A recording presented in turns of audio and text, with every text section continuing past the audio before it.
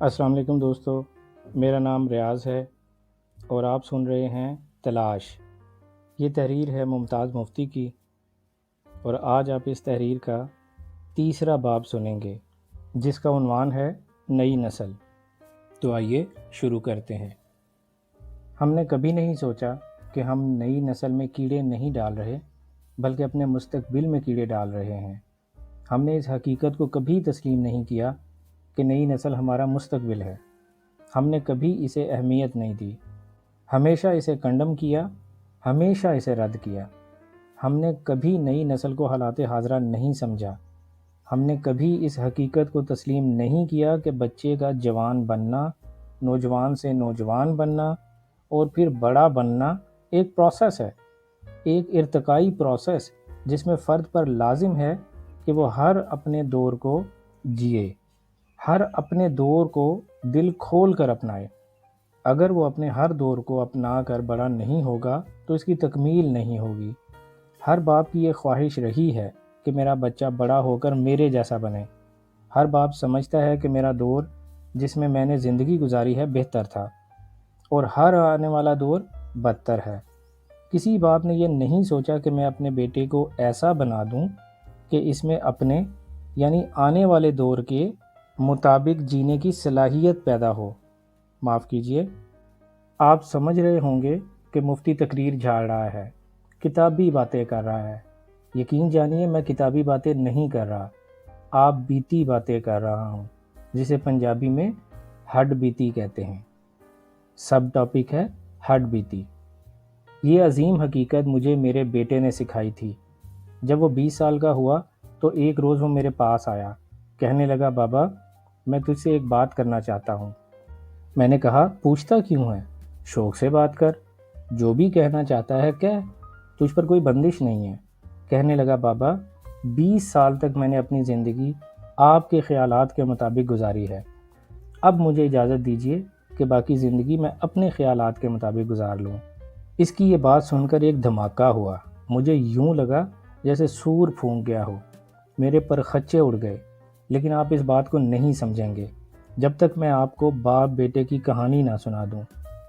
جب اکسی 4 سال کا ہوا تو اس کی والدہ فوت ہو گئی اور ہم باپ بیٹا اکیلے رہ گئے۔ ان دنوں میں اسکول ماسٹر تھا، اسکول جاتا تو اکسی کو انگلی لگا کر ساتھ لے جاتا۔ جب تک میں پڑھاتا رہتا وہ اکسی دیوار سے لگ کر کھڑا رہتا، بازار جاتا تو اسے ساتھ لے جاتا۔ ہم دونوں اکیلے رہنے پر مجبور تھے، کوئی ہمارا ساتھ دینے کے لیے تیار نہ تھا۔ اکسی کو علم نہ تھا کہ یہ باپ کے مکافات عمل کا نتیجہ ہے۔ باپ نے جوانی میں کانٹے بوئے تھے، بیٹا لہو لہان ہو رہا تھا۔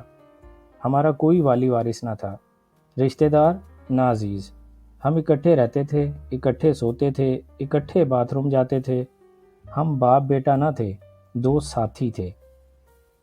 پھر اکسی بڑا ہو گیا اور میرا تبادلہ کراچی ہو گیا۔ وہاں میرا ایک دوست تھا کیسر۔ کیسر میرا بھانجا بھی تھا اور دوست بھی، بھانجا کم دوست زیادہ۔ کیسر لنڈورا تھا، 2 سال اس نے ہمیں بھی لنڈورا بنائے رکھا۔ سارا دن ہم کراچی میں آوارہ گردی کرتے، بازاروں میں چلتے پھرتے، گنڈیریاں چوستے، سٹالوں پر کھڑے ہو کر کباب کھاتے، کافی ہاؤس میں پیالے پر پیالہ انڈیلتے اور پھر شام پڑتی تو کسی سینما ہاؤس میں فلم دیکھتے، روز بلا ناغہ۔ یہ ساری عیاشی کیسر کی وجہ سے تھی۔ میں تو کلاش تھا، وہ امریکی دفتر میں افسر تھا۔ کوئی ہمیں دیکھ کر یہ جان نہ سکتا تھا کہ تینوں میں ایک باپ اور ماموں ہے، ایک بھانجا ہے، ایک بیٹا ہے۔ میں خود پر بڑا خوش تھا، میں خود کو شاباش دیتا تھا۔ میں سمجھتا تھا کہ میں وہ باپ ہوں جس نے اپنے اور اپنے بیٹے کے درمیان کوئی احترام کی دیوار حائل نہیں ہونے دی، جس نے بیٹے پر حکم نہیں چلایا، اسے نصیحت نہیں کی۔ میں وہ باپ ہوں جس نے بیٹے کو دوست بنائے رکھا، ساتھی بنائے رکھا۔ میں دل ہی دل میں کہتا تھا لوگوں میرے گلے میں ہار ڈالو، مجھے ایوارڈ دو، میں وکٹوریا کراس قسم کے ایوارڈ کا مستحق ہوں۔ ان خیالات میں جب مجھے میرے بیٹے نے کہا بابا 20 سال میں نے تیرے خیالات کے مطابق زندگی بسر کی ہے، اب مجھے اجازت دے کہ باقی زندگی میں اپنے خیالات کے مطابق بسر کر لوں، تو ایک دھماکہ ہوا، ایٹامک دھماکہ۔ میرے پر خچے اڑ گئے، میری بوٹی فضا میں بکھر گئی۔ میں نے کہا جاؤ بیٹا جاؤ، اپنی عمر جیو، اپنا دور جیو۔ اس نے کہا بابا میں اپنے دوست بناؤں گا، میں اپنے ہم عمروں میں رہوں گا، میں اپنا دور جیوں گا۔ 3 ماہ کے بعد وہ واپس آ گیا۔ میں نے کہا اکسی تم واپس کیوں آ گئے؟ بولا بیکار ہے بابا، تمہارے ساتھ رہ رہ کر میں بوڑھا ہو گیا ہوں، تم نے مجھے بوڑھا کر دیا ہے، میرے ہم عمروں نے مجھے ریجیکٹ کر دیا ہے، وہ کہتے ہیں تم ہم میں سے نہیں ہو، you don't belong to us، تم ہمارے دور کے نہیں ہو، بڈھے توتے، گیٹ آؤٹ۔ بابا جو حرکتیں وہ کرتے ہیں میں ان کا ساتھ نہیں دے سکتا تھا، ان میں شمولیت نہیں کر سکتا تھا، مجھے ان کی باتیں ٹچ لگتی تھیں، احمقانہ، شودی۔ اس روز میں نے شدت سے محسوس کیا کہ ہر نوجوان کے لیے اپنا دور جینا کتنا ضروری ہوتا ہے۔ اپنا دور جینے کے بغیر کسی فرد کی تکمیل نہیں ہوتی۔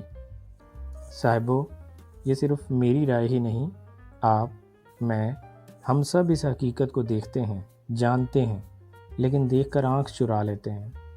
ہم میں اتنا حوصلہ نہیں کہ ایک ایسی حقیقت کو دیکھیں۔ ہم ہر ان پلیزنٹ حقیقت کو دیکھ کر اسے نظر انداز کرنے کی کوشش کرتے ہیں۔ ہم اس کبوتر کے مصداق ہیں جو بلی کو دیکھ کر آنکھیں بند کر لیتا ہے اور کہتا ہے خطرے کی کوئی بات نہیں، سب اچھا، سب اچھا۔ سب ہیڈنگ ہے بلقیس کا طوطا۔ اسلام آباد میں ایک بہت بڑی شاعرہ رہتی ہے، بلقیس محمود۔ نظم کی شاعرہ ہے، میں بلقیس کا مداح ہوں۔ وہ ہمیشہ منفرد موضوعات پر لکھتی ہے۔ اس کی زیادہ تر نظمیں 12ویں کھلاڑی پر ہیں۔ اس کا بیٹا تاشی امریکہ چلا گیا تو بلقیس نے ایک نظم ان دنوں سے متعلق لکھی، جب اس کا بیٹا تاشی اسلام آباد میں اپنی امی ابا کے ساتھ رہتا تھا۔ یہ ایک طویل نظم ہے، اس کے چند اقتباسات پیش کرتا ہوں۔ صاحبو، یہ بھی جان لو کہ بلقیس کا گھر احترام اور رسم بھرا یعنی ٹریڈیشنل گھر نہیں ہے۔ گھر کی فضا آزاد ہے، پیار بھری ہے۔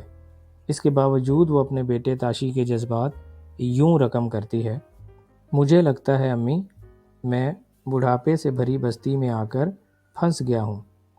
یہاں ہر شخص بوڑھا ہے، یہ 14 سال کی بہنا، یہ 16 سال کا بھائی، یہ دونوں آپ، یہ گہرے سلیٹی رنگ کی بے رنگ سی دنیا۔ خدایا میں کہاں پر آ گیا ہوں؟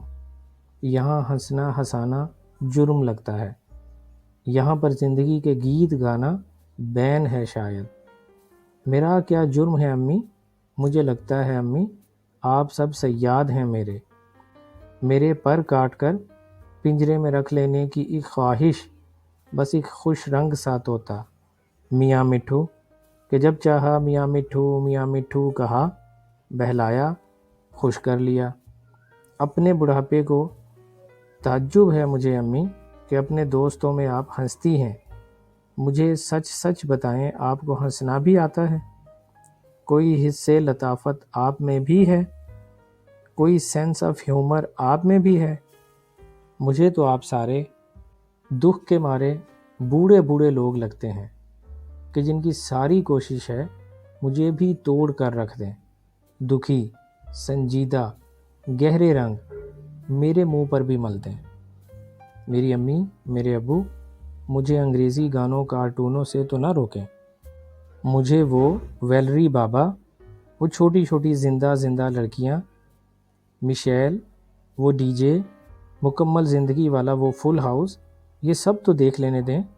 وہ سارے خواب، ساری خواہشیں جو میرے اندر ہیں، انہیں باہر تو آنے دیں۔ سب ہیڈنگ ہے اہل مغرب۔ صاحبو، میں ایک عام سا نثر نگار ہوں۔ میں آج کے دور کے نوجوانوں کے جذبات کی عکاسی ایسے نہیں کر سکتا جیسے شاعرہ کر سکتی ہے۔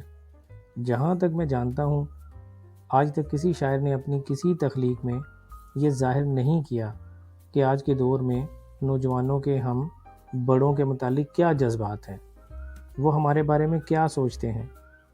جنہیں ہم بڑے بوڑھے اخلاقی پابندیاں سمجھتے ہیں، ان کے بارے میں وہ کیا رائے رکھتے ہیں۔ ہم بڑے سمجھتے ہیں کہ یہ جو دور جدید ہے، یہ ہمارے نوجوانوں کا پیدا کردہ فتنہ ہے۔ یہ ہماری غلط فہمی ہے۔ یہ فتنہ صرف ہمارے ہاں ہی نہیں آیا، یہ آندھی تو ساری دنیا پر چل رہی ہے۔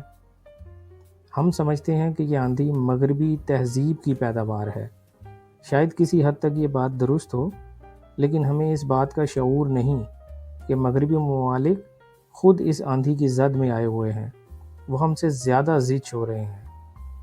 سب ہیڈنگ ہے ہیپی کلچر۔ اہل مغرب خود حیران ہیں کہ یہ کیا ہو رہا ہے، کیوں ہو رہا ہے، کس اصول کے تحت ہو رہا ہے۔ انہیں خود بات سمجھ میں نہیں آتی۔ آج سے چند سال پہلے مغرب میں ایک عجیب الخلق کلچر پیدا ہو گیا تھا جسے ہیپی کلچر کہتے تھے۔ مغربی زندگی کے جو بنیادی ستون تھے، جو مغربی زندگی کے محور تھے، جن کے گرد زندگی گھومتی تھی، ہیپی کلچر ان بنیادی روایتوں کے خلاف بغاوت تھی۔ انہوں نے دولت کی عظمت کو ٹھکرا دیا۔ مغربی ممالک میں دوسری اہمیت سٹیٹس کو حاصل تھی۔ انہوں نے سٹیٹس کو بھی رد کر دیا اور ٹپر واسیوں یعنی خانہ بدوشوں کی زندگی بسر کرنی شروع کر دی۔ ساری دنیا میں گھومتے پھرتے تھے، رات کو فٹ پاتھوں پر پڑ رہتے۔ یہ تحریک دراصل مغربی تہذیب کے بڑے راونوں کے خلاف احتجاج تھا، وارننگ تھی، دولت، سٹیٹس اور آرام پسندی کے خلاف وارننگ۔ اس تحریک نے 4 چیزیں پیدا کی۔ سب ہیڈنگ ہے لا حول ولا۔ ہمارے دینی رہنما اس آندھی کو دیکھ کر لاحول پڑھ پڑھ کر تھک گئے ہیں۔ ہمارے دینی رہنماؤں کی عادت ہے کہ وہ دور جدید کی ناگوار باتوں پر غور نہیں فرماتے۔ وہ انہیں مسائل ہی نہیں سمجھتے۔ وہ انہیں لا حول ولا سے زیادہ اہمیت دینے پر تیار نہیں۔ وہ سمجھتے ہیں کہ دور جدید اہل مغرب کی ایک شرارت ہے، اسلام کے خلاف ایک سازش ہے۔ ان کے ذہن میں اس مسئلے کا صرف ایک حل ہے، وہ یہ کہ اس شیطانی عمل کو روکو۔ انہیں یہ شعور نہیں کہ دور جدید ایک دھارا ہے اور دھارے کو کبھی روکا نہیں جا سکتا۔ البتہ اس کا رخ بدلا جا سکتا ہے، لیکن انہوں نے کبھی اس دھارے کا رخ بدلنے کی کوشش ہی نہیں کی۔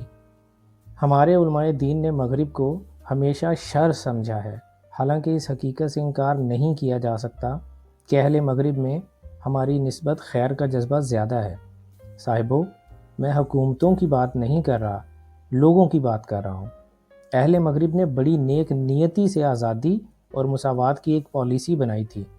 عورتوں کی آزادی، بچوں کی آزادی، خیالات کی آزادی، اظہار کی آزادی، جنس کی آزادی۔ لیکن بدقسمتی سے ان کے اس تجربے کو کامیابی حاصل نہ ہوئی، الٹا اس نے ایک آگ لگا دی، ایسی آگ جس کی جھلسن دنیا کے کونے کونے میں پہنچ چکی ہے۔ ہم سمجھتے ہیں کہ یہ آگ صرف ہمیں جھلس رہی ہے۔ یہ ہماری بھول ہے۔ یہ آگ سب سے زیادہ خود اہل مغرب کو جلا رہی ہے۔ اہل مغرب اس بات کا شعور رکھتے ہیں کہ ان کا گھر اس آگ کی وجہ سے جل رہا ہے۔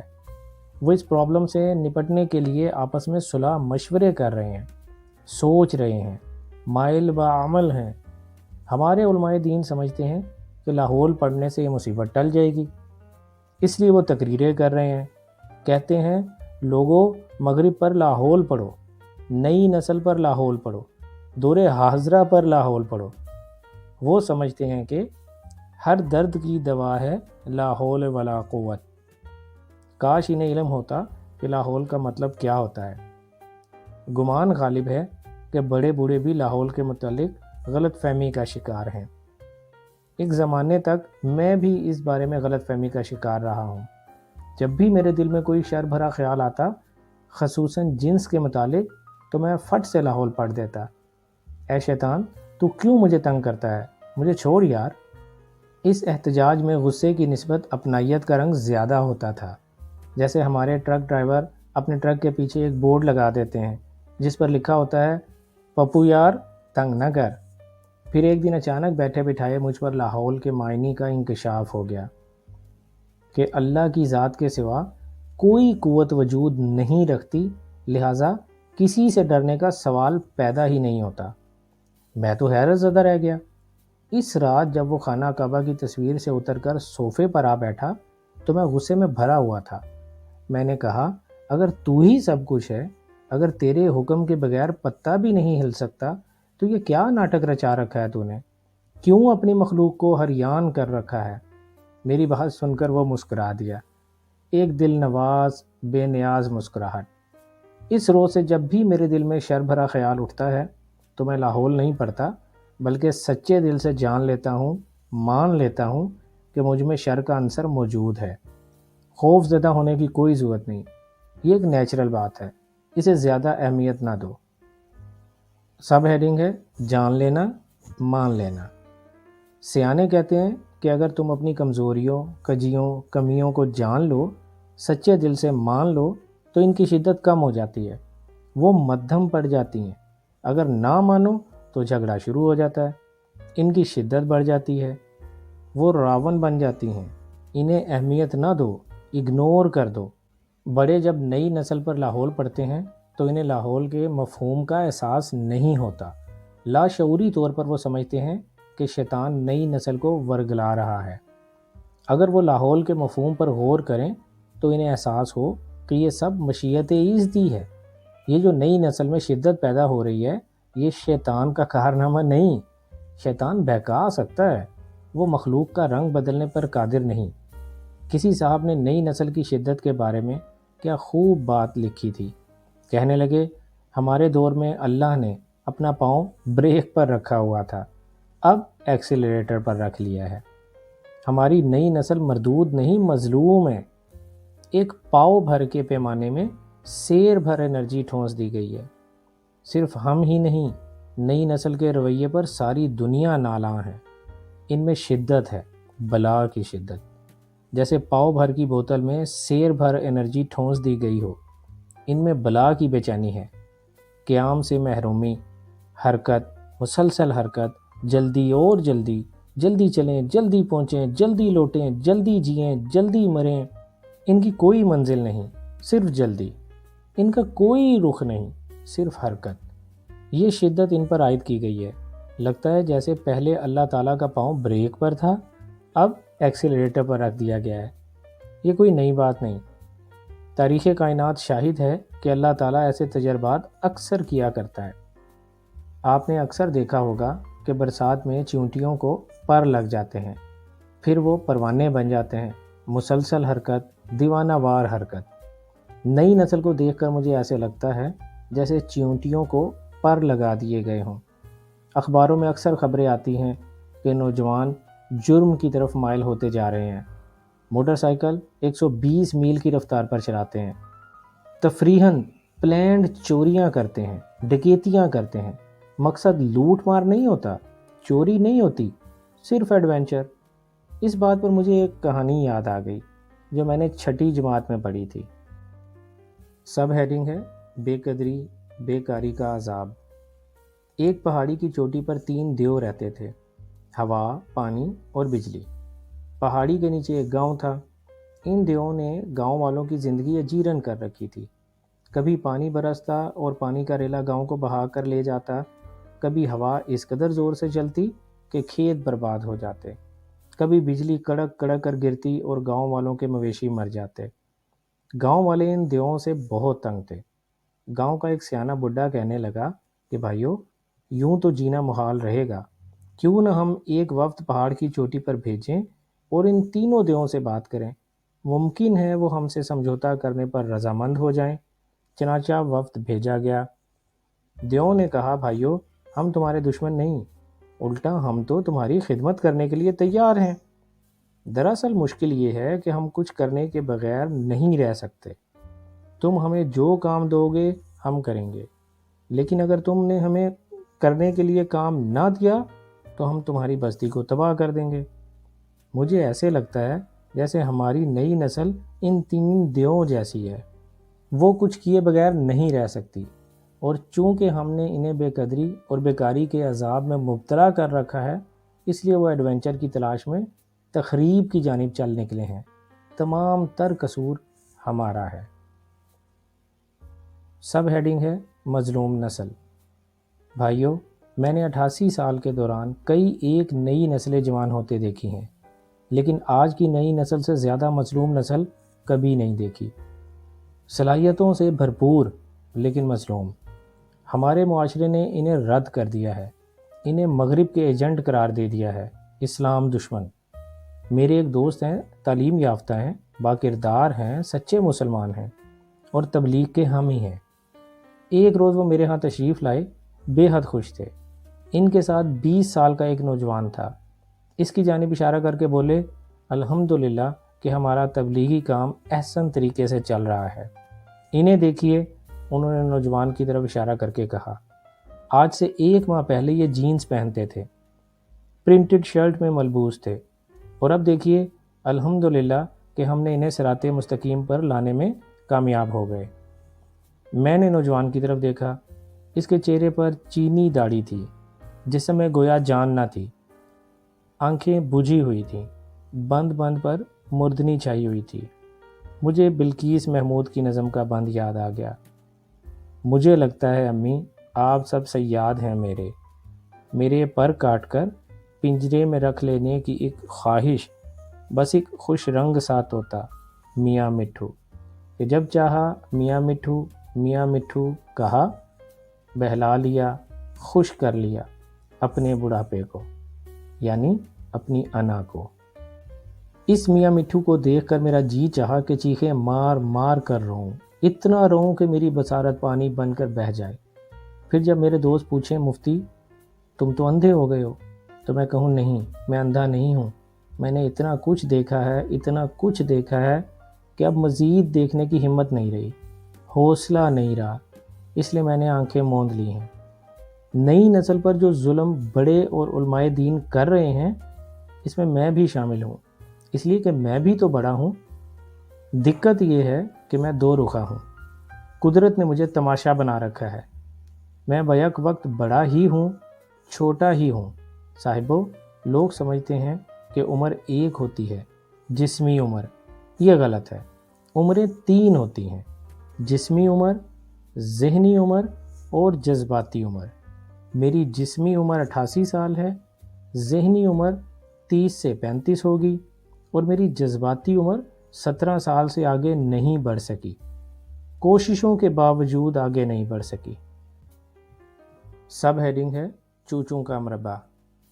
میرے گھر کو لیجئے۔ چوچوں کا مربع اس وقت میرے گھر میں 4 یونٹ بس رہے ہیں۔ میں اور میری بیوی 2 بوڑھے ہیں، ہم پنجابی بولتے ہیں، پنجابی رہتے سہتے ہیں، پنجابی جیتے ہیں۔ میری 3 بیٹیاں ہیں جو 30-35 کے پیٹے میں ہیں، وہ اردو بولتی ہیں، اردو رہتی سہتی ہیں، اردو جیتی ہیں۔ میرا ایک بیٹا ہے جو 50 کے لگ بھگ ہوگا، اس کی شخصیت میں انگریز اور اللہ گڈمڈ ہو رہے ہیں۔ وہ خیالات میں ماڈرن ہے، لیکن اس کے اندر اللہ بولتا ہے۔ جب وہ سائنس کی بات کرتا ہے تو لگتا ہے جیسے سائنس ہی وہ واحد راست ہے جو ہمیں منزل تک پہنچا سکتا ہے۔ جب وہ عقل کی بات کرتا ہے تو لگتا ہے کہ عقل رکاوٹ نہیں بلکہ راہبر ہے۔ لیکن جب وہ اللہ کی بات کرتا ہے تو ماڈرنزم، سائنس اور عقل بلبلوں کی طرح پھٹ جاتے ہیں، اور معرفت کا ایک ریلا سب کچھ بہا کر لے جاتا ہے۔ آج کل وہ انگریزی میں ایک کتاب لکھ رہا ہے، نام ہے دی سائنٹیفک لا آف اللہ۔ میرے 2 پوتے ہیں جو انگریزی بولتے ہیں، انگریزی سوچتے ہیں، انگریزی جیتے ہیں۔ آخر میں میری بیٹیوں کے بچے ہیں جو کوکو کولا تہذیب کی پیداوار ہیں، کوک پیتے ہیں، چاکلیٹ کھاتے ہیں، کارٹون دیکھتے ہیں، مام ڈیڈ بلاتے ہیں اور ہائے یا بولتے ہیں۔ اس لحاظ سے میرا گھر چوچوں کا مربع ہے۔ میرا گھر ایک لوئر مڈل کلاس شہری کا گھر ہے۔ میری دانست میں تمام تر لوئر مڈل کلاس شہری گھر چوچوں کا مربع ہیں۔ فرق صرف یہ ہے کہ ٹریڈیشنل گھروں میں نوجوان گھر میں چوچوں نہیں کرتے، کالج جا کر چراؤں کرتے ہیں، گھر میں منکار زیر لب رکھتے ہیں، یوں نوجوانوں کی زندگیاں دور ہو جاتی ہیں۔ میرے گھر میں کوئی ہیڈ آف دا فیملی نہیں، ساس نہیں، بہو نہیں، جوائنٹ فیملی کی کوئی روایت نہیں۔ میرے پوتے او لیول اور اے لیول کے طالب علم ہیں، وہ مجھ سے زیادہ دیکھتے ہیں، زیادہ سنتے ہیں۔ ان کی ذہانت مجھ سے کم از کم 4 گنا تیز ہے، ان کی معلومات مجھ سے 10 گنا وسیع ہیں۔ سڑک سے موٹر گزرے تو وہ توجہ دیے بغیر اپنے کمرے میں بیٹھے بیٹھے کہیں گے، ابو یہ گاڑی جو ابھی ابھی سڑک سے گزری ہے فلاں میک کی تھی، لیکن اس گاڑی کا فلاں پرزہ ڈھیلا ہے، ٹھیک سے کام نہیں کر رہا، اگر گاڑی والے نے توجہ نہ دی تو کسی روز پھٹا ہو جائے گا۔ میرے پوتے جین پہنتے ہیں جس پر یہاں وہاں پیچز لگے ہوئے ہیں، دکھاوے کے نہیں، اصلی، بڑی محنت سے شگاف بناتے ہیں تاکہ اصلی پیچ لگ سکے۔ سب ہیڈنگ ہے ویژول میوزک۔ میرے پوتے پرنٹڈ شرٹس پہنتے ہیں، وہ موسیقی کے دل دادا ہیں، ڈسک اینٹینا سنتے ہیں، آڈیو میں دلچسپی نہیں، ویژول موسیقی سنتے ہیں، تال پر ٹانگیں جھلاتے ہیں، الیکٹرک گٹار بجاتے ہیں، سر کے قابل نہیں، تال ہو، ایسی ہو کہ وجدان کی بجائے ہسٹریا پیدا کرے۔ ٹی وی پر وہ موسیقی پسند ہے جس میں چہرے خواہش کی شدت سے بھیانک ہو جائیں، نقش و نگار خد و خال مٹ جائیں، ایک دیوانگی بھری ایکسٹیسی چھا جائے، مناظر میں شدت ہو، تیزی ہو، تلخی ہو، ٹینشن ہو، لے میں طوفان آ جائے۔ میں اپنے گھر کی نئی نسل کا مداح ہوں، لیکن جب موسیقی کا مرحلہ آیا تو میں اسے برداشت نہ کر سکا۔ میرے اندر کا بڑا یوں باہر نکلا جیسے لوٹے سے جن باہر نکلتا ہے۔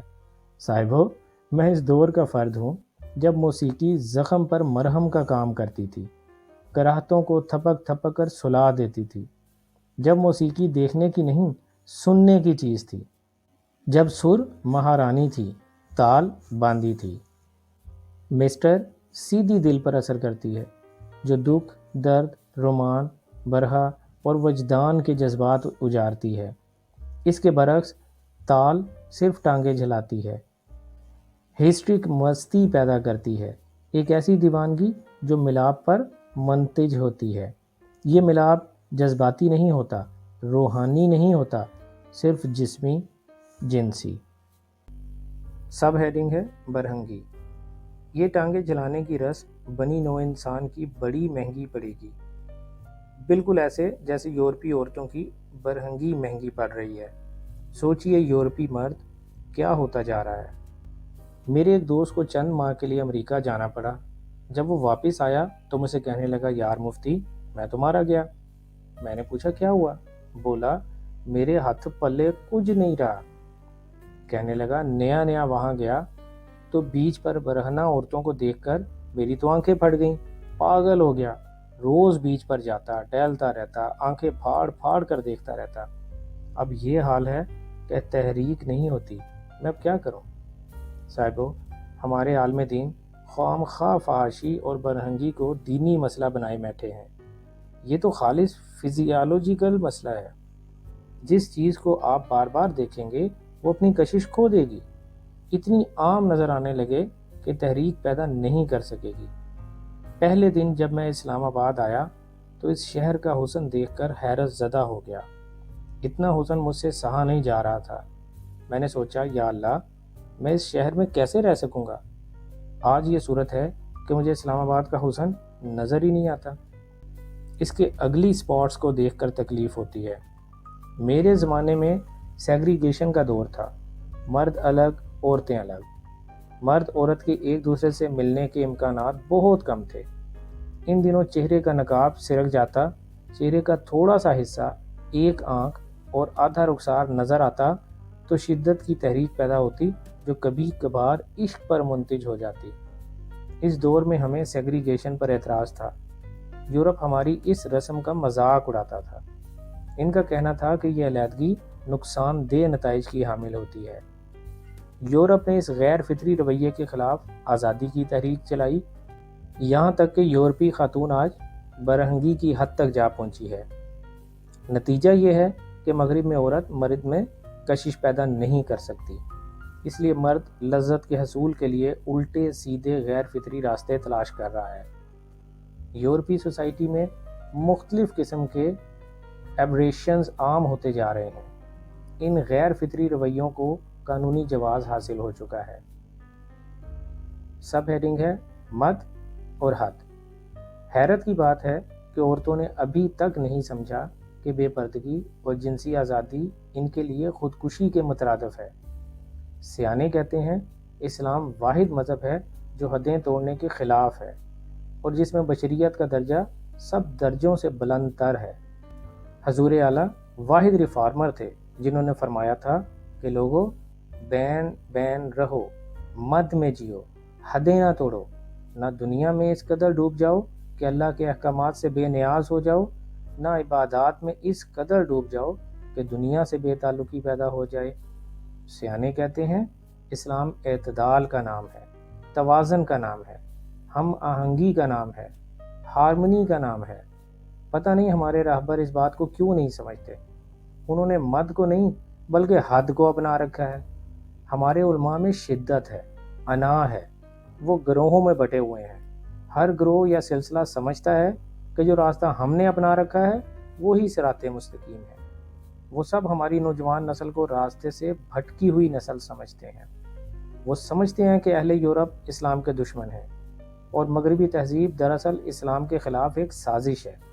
چند سال پہلے میں نے ایک کہانی لکھی تھی، عنوان تھا گرداس داس گرو۔ اس کہانی میں میں نے یہ کہنے کی کوشش کی تھی کہ پرانے زمانوں میں گرو کے پیچھے پیچھے چلنے کے خواہش مند تھے، اس لیے گرو کا کام تھا کہ آگے آگے چلے، راستہ دکھائے۔ ہماری نئی نسل کسی کے پیچھے چلنے کے لیے تیار نہیں، وہ میں خود کی قائل ہے۔ اس لیے اب گرو کا فرض ہے کہ خود میں داس کی سپرٹ پیدا کرے، لوگوں کے پیچھے چلے اور پیچھے چل کر ان کا رخ موڑے۔ آگے چل کر رخ موڑنا تو آسان بات ہے، پیچھے چل کر رخ موڑنا بڑی بات ہے۔ ہمارے راہبر تو صرف آگے چلنا جانتے ہیں، حکم چلانے کے عادی ہیں۔ سب ہیڈنگ ہے کہانیاں۔ میری کہانی بے اثر رہی، میں ایک خام لکھنے والا ہوں۔ پھر یہ بھی ہے کہ آج کی دنیا میں کہانیوں کی کیا حیثیت ہے۔ لوگ کہانیاں تفریح کے لیے پڑھتے ہیں، ان سے اثر پذیر نہیں ہوتے۔ بڑے کہانی کاروں نے کہانیوں کے پردے میں بڑی بڑی حقیقتیں پیش کی ہیں۔ ایک بہت بڑا کہانی کار ایسوپ تھا۔ اس نے ایک کہانی اس دور کی لکھی ہے جسے شولری یا شجاعت کا دور کہتے ہیں۔ وہ سورماؤں کا دور تھا، شوکت نفس کا دور تھا۔ چھوٹی سی بات پر عزت نفس مجروح ہو جاتی تھی، تلواریں نیام سے نکل آتی تھیں اور تیغ زنی یعنی ڈیول شروع ہو جاتی۔ تلواریں چلتی رہیں جب تک ایک گھائل نہ ہو جاتا۔ ڈیول قانونی طور پر ممنوع نہ تھا۔ ایسوپ لکھتا ہے کہ سڑک چل رہی تھی، اسلحے سے لیس گھڑ سوار سورما آ جا رہے تھے۔ سڑک پر ایک دو طرفہ بورڈ آویزاں تھا۔ دفتن ایک سورما اس بورڈ کو دیکھ کر رک گیا، بولا واہ کیسا خوبصورت نیلے رنگ کا بورڈ لگا ہوا ہے۔ سڑک کی دوسری جانب سے ایک اور سورما آ گیا، بولا واقعی بہت خوبصورت بورڈ ہے مگر اس کا رنگ تو سرخ ہے۔ پہلا سورما بولا ہم کہتے ہیں کہ اس کا رنگ نیلا ہے۔ دوسرے نے کہا ہم کہتے ہیں کہ اس کا رنگ سرخ ہے۔